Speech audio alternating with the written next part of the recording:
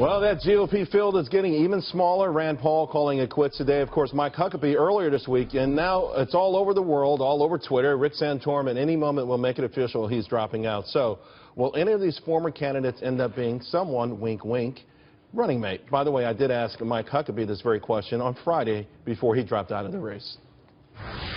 Some people maybe think you're auditioning for that #2 spot. Well, it could be that Donald Trump is auditioning for my #2 spot. Let's just wait till the votes get counted. All right, Governor. Well, joining me now, Tammy, Bruce, Lisa Boothe, former Senator Scott Brown, and Charlie Hurt. Senator Brown, you knew it was inevitable. Once you jumped on the Trump train, a lot of people said, hey, my man's jockeying for that #2 spot. You look good in that seat. Well, first of all, it's like wondering who's going to win the World Series. It's great barroom talk. You sit down, you grab a beer and a hot dog and some nachos, and you pontificate about who's going to do what. We have the second state coming in 6 days, and everyone's talking about who's going to be vice president. It's kind of funny. It's certainly flattering to be, in that conversation, but highly unlikely. There's so many great candidates that can fill that spot, and a lot of them are running right now. Well, you wouldn't say no if asked, just for the record.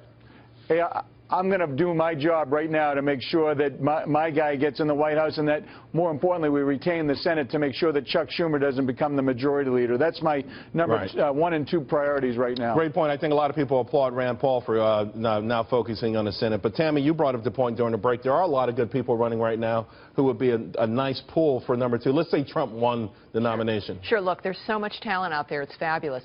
Trump will need somebody who is not like him, frankly, and who won't compete with him in a certain way. Someone with experience and someone from, let's say, the Midwest. Scott Walker comes to mind. Also, Rick Perry, who's worn the uniform, brings Texas with him. That could be an interesting combination for Mr. Trump. If it were to be Mr. Cruz, Carly Fiorina would be a fabulous choice, as would Scott Walker.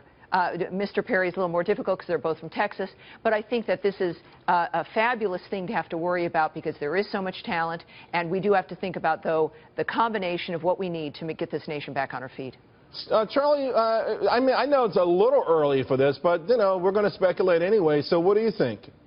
Well, I think that Tammy's exactly right, and it's sort of amusing to look at the very deep bench that Republicans have right now, and there's so much hand-wringing, and Democrats are talking about how much trouble Republicans are in, but the truth of the matter is you've got a half dozen to a dozen very, very credible candidates who could serve in either position, president or vice president. The one, obviously, regional importance is always something that people look at when they pick their vice president. But last time in 2012, Mitt Romney picked Paul Ryan, who wound up not bringing Wisconsin along with him the way the way they would have liked. Right.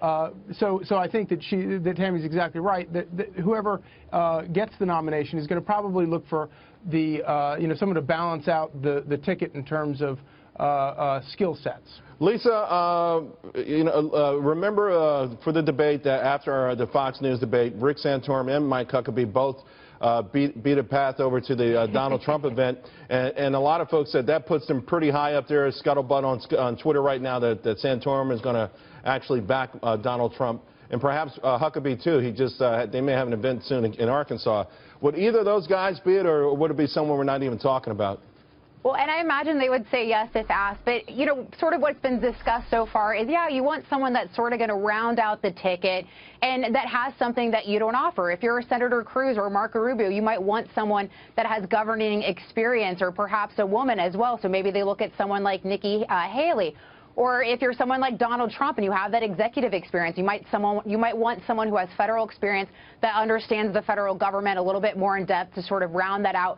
And geographical areas does matter as well. I mean, if you look at statistics, since World War II, a major party nominee has carried the state of their vice presidential choice 72% of the time. So that does matter. But then you can also look at someone like Vice President Biden, who is from Delaware, which isn't really a consequential swing state there. So there's a variety of factors that come into play that these guys, or whoever the nominee is going to be looking at. Real quick, Senator Brown, Nikki Haley sounds really compelling to me. Listen, she's great. Dear friend, supporter. She supported me. We have a very deep bench. And once again, Charles, any one of these people that you're talking about, vice president, president, would make a better vice president or president than Harry Reid. I'm sorry, than Bernie Sanders, Hillary Clinton. You throw in Joe Biden, Elizabeth Warren, any one of them. Right. So it's night and day. All right, guys. Thanks a lot. Really appreciate it. It was a great show.